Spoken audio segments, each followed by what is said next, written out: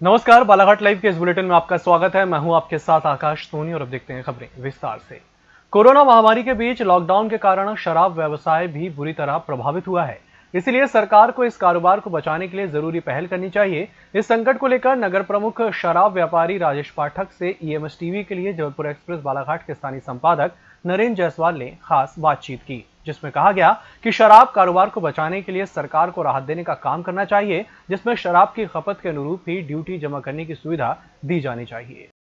नगर के प्रमुख व्यवसायी राजेश पाठक जी बताएंगे कि इस समय क्या प्रॉब्लम आ रही है शराब व्यवसायियों को, उसके बारे में बताएंगे। जी राजेश जी बताएं। 6 तारीख को एक बैठक हुई थी वल्लभ भवन में, जिसमें 2-3 मांगे थी, जिसमें प्रमुख मांग थी सभी की, जो वर्तमान समय में विश्वव्यापी वैश्विक महामारी कोरोना के चलते असामान्य परिस्थिति पैदा हुई है।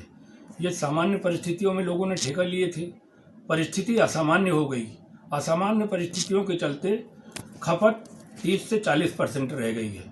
जो पिछले साल अप्रैल और मई में खपत रही होगी, इस साल जो चला के देखा 8-10 दिन, उससे समझ में आया कि करीब करीब 30 से 35% खपत हो रही है। पत्रों के माध्यम से लिखा है, उसमें शासन गंभीरता से विचार भी कर रहा है। 2-4 दिन के अंदर उसमें ऐसा लगता है कुछ फैसला भी होगा।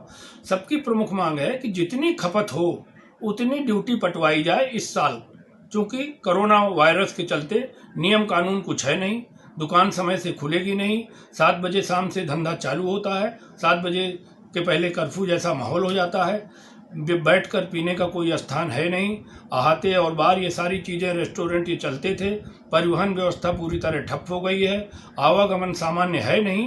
ये ड्यूटी जितनी उतनी पटवाई जाए जितनी खपत हो, उसमें हर कोई कॉन्ट्रैक्टर तैयार है। बल्कि 10-20% शासन और एक्स्ट्रा बोलेगा कि जितनी खपत होती है उसको परीक्षण करा ले, सर्वे करा ले। उसके पश्चात वो बोलेगा कि इतनी होती है, इसमें 20% और बढ़ा के ड्यूटी पटा दो, उसमें भी तैयार है। लेकिन इससे ज़्यादा कोई संभावना नहीं दिखती और दिखाई नहीं देती। ऐसी परिस्थितियां पैदा हो गई हैं असामान्य रूप से। उन्होंने बताया कि शराब व्यवसायी को इसमें कितनी दिक्कत आई लॉकडाउन में, और उनकी खपत के अनुसार ही उनका कहना है कि ड्यूटी लगे। बालाघाट से प्रदीप सराठे के साथ Narendra Jaiswal, EMS TV, Balaghat. Corona संक्रमण को देखते हुए देश में लागू लॉकडाउन की वजह से बड़े महानगरों और अन्य जगहों में कई मजदूर और छात्र छात्राएं फंसे हुए हैं। प्रदेश सरकार जनप्रतिनिधियों के सहयोग से जिले के श्रमिक और छात्रों की जिले में वापसी हुई है। ऐसे ही भोपाल और इंदौर में फंसे छात्र छात्राओं को पूर्व कैबिनेट मंत्री गौरीशंकर बिसेन की मदद से प्रशासन के द्वारा बालाघाट लाया जा रहा है। विधायक बिसेन ने प्रदेश के अन्य जिलों में फंसे लोगों से और उनके परिजनों से गुजारिश की कि आप इस मुसीबत में धैर्य बनाए रखिए, सभी को बारी बारी से घर लाया जाएगा। मैं एक स्टूडेंट हूँ और मैं भोपाल में फंसी हुई थी।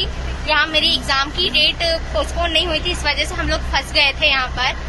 और हमने माननीय प्रज्वल भैया जिनसे हमने कांटेक्ट किया, और उसके बाद हमको माननीय गौरीशंकर बिसेन जी के द्वारा हेल्प मिली है, जिसके जरिए हम आज अपने घर को जा सक रहे हैं। Thank you so much sir. ऐसा आपने बहुत कम सुना होगा कि पुलिस में किसी इंस्पेक्टर का तबादला रुकवाने के लिए लोग सड़कों पर उतर आए। कुछ इसी तरह का नजारा उकवा थाना क्षेत्र में देखने को मिला, जहां पर ग्रामीणों ने पुलिस इंस्पेक्टर सोनाली ठोक का ट्रांसफर रुकवाने की मांग पुलिस प्रशासन से की है। चौकी प्रभारी सोनाली ठोक सक्रिय जुझारू महिला अधिकारी है। बहुत कम समय से साहसी और दबंग कार्य प्रणाली से सभी अपराधों पर नियंत्रण रखने का प्रयास किया। ऐसे में उनके स्थानांतरण से ग्रामीणों में निराशा का भाव नजर आ रहा है और उनके अधिक समय मिलना चाहिए। लॉकडाउन के कार्यकाल में उनकी सक्रियता बहुत अच्छी रही। कोरोना की महामारी के समय बहुत जरूरी है। निश्चित ही ये गलत हुआ है, और मैं कांग्रेस मंडल अध्यक्ष हुआ के नाते मैं शासन से गुहार लगा रहा हूँ कि ऐसी प्रतिभाशाली कर्मठ, जिन्होंने बहुत सारे केसों को उजागर की, जो बहुत दिनों से पेंडिंग चल रहे थे हमारे उकवा ग्राम क्षेत्र में, तो ये थोड़ा सा गलत हुआ कि इतने कम समय में इतनी अच्छी उपलब्धि प्राप्त की मैडम ने, और वे चले गई शासन के निर्देशानुसार। मैं शासन से एक बार पुनः निवेदन करना चाहूँगा कि हमारे यहाँ अगर पुनः एक बार महिला कर्मचारी अगर आ जाएँ तो बहुत अच्छी होगा। वो आएँ या वैसे ही कोई और जुझारू पर आएँ। और मुझे बहुत सारी महिलाओं के माध्यम से फ़ोन आ रहा है, मैंने ये बात विधायक महोदय जी को भी अवगत कराई है, और ये हमारे लिए निश्चित ही थोड़ी सी दुखद घटना है हमारे क्षेत्र के लिए। नाई सेन समाज ने मुख्यमंत्री के नाम ज्ञापन सौंपा। केश शिल्पी नाई समाज ने अपनी रोजी रोटी के लिए जिला प्रशासन को ज्ञापन सौंपा। इसमें प्रदेश सरकार को कहा गया है कि उनके रोजगार को शुरू करने के लिए जल्द आदेश जारी किए जाएं ताकि उनकी आर्थिक समस्या का निदान हो सके। इस मौके पर समाज के पदाधिकारी और सदस्य मौजूद थे। कि हमारे क्षेत्र परसौर क्षेत्र में करीब 50-55 दिनों से नाई की दुकान बंद है, जिससे एक नाई की दुकान बंद होने से वो केवल यानी ये समझ लो कि उसी धंधे के ऊपर आश्रित हैं, जिससे उनके परिवार को चलाने की, गुजर बसर करने की बहुत दिक्कतें आ रही हैं। और ये 90 कोविड महामारी के देखते हुए ऐसा लग रहा है कि हमारी दुकान खुलेगी या नहीं खुलेगी। इस शंका को देखते हुए हमने सोचा कि भाई सभी दुकान तो खुल रही हैं, होटल खुल रही हैं, बाकी शराब दुकान खुल रही हैं, ये ऐसी जगहों में तो भारी भीड़ होती है। हमारी नाई की दुकान में तो केवल एक ही से ग्राहक बैठता है सामने कुर्सी पर, जिसको भी अगर मार्गदर्शन से चाहें तो उसको भी मास्क लगाकर या हम भी मास्क लगाकर काम कर सकते हैं।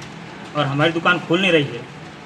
अगर शासन की मंशा है कि ना खुले तो कोई बात नहीं, लेकिन हमें माह के 5,000 रुपये माह के हिसाब से प्रत्येक परिवार को दिया जाए, जिससे हमारी व्यथा दूर हो और हमारे परिवार का भरण पोषण हो सके। इसके संबंध में शासन द्वारा निर्णय लिया गया था कि सेन समाज मतलब जो सैलून वगैरह की दुकानें हैं, इनकी दुकान पूर्णतः बंद रखी जाए, क्योंकि इससे कोविड-19 के संक्रमण का खतरा है। इसके परिप्रेक्ष्य में इनके द्वारा ज्ञापन दिया गया है कि इनके द्वारा इनको शासन के द्वारा कुछ भी अनुदान या सहायता राशि प्रदान की जाए, ताकि इनके जीवन यापन में जो भी कठिनाइयाँ आ रही हैं वो इनको ना आए। खैरलांजी पुलिस द्वारा ग्राम पंचायत भौरगढ़ से मुखबिर की सूचना पर 56 लीटर कच्ची शराब के साथ भौरगढ़ निवासी विजय मते का गिरफ्तार किया गया है। जानकारी देते हुए सहायक उप निरीक्षक प्रीत कुमार पांडे ने बताया कि मुखबिर की सूचना के आधार पर भौरगढ़ में दबिश दी थी, जिसके बाद 56 लीटर कच्ची शराब के साथ भौरगढ़ निवासी विजय मते को गिरफ्तार कर विभिन्न धाराओं के तहत पंजीबद्ध कर वारासिवनी उपजेल भेज दिया गया है। 16 मई को जिला आबकारी अधिकारी टी.एस. धुर्वे जिला बालाघाट के मार्गदर्शन में सूचना के आधार पर सहायक जिला आबकारी अधिकारी एस.डी. सूर्यवंशी की अगुवाई में अवैध शराब का कारोबार करने वालों के खिलाफ अभियान चलाया गया, जिसमें लांजी क्षेत्र के ग्राम कांदरी कल थाना किरनापुर के जंगल और बाघ नदी के समीप कार्रवाई की गई।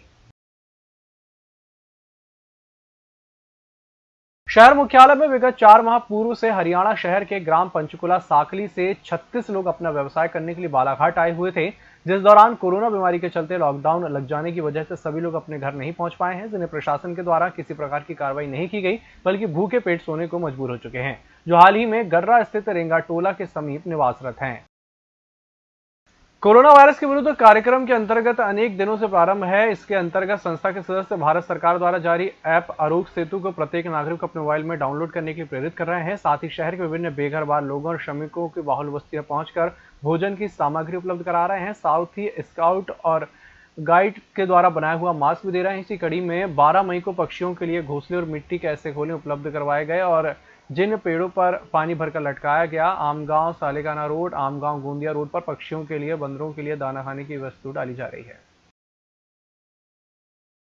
बिरसा विकासखंड के अंतर्गत आने वाली ग्राम पंचायत रेलवाही के ग्राम टोला परसाही में गरीब आदिवासियों के मकानों को बिना नोटिस दिए वन विभाग के वन परिक्षेत्र अधिकारी और बीट गार्ड के द्वारा अतिक्रमण की श्रेणी में लाकर तोड़ा गया, जिससे यह गरीब अपने मकानों के बाहर निकलकर अपनी गुहार लगा रहे हैं।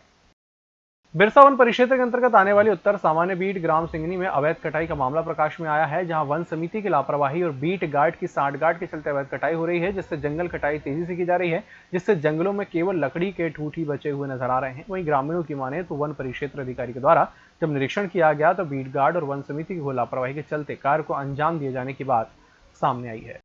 इस बुलेटिन में फिलहाल इतना ही। इसी के साथ मुझे दीजिए इजाजत। नमस्कार।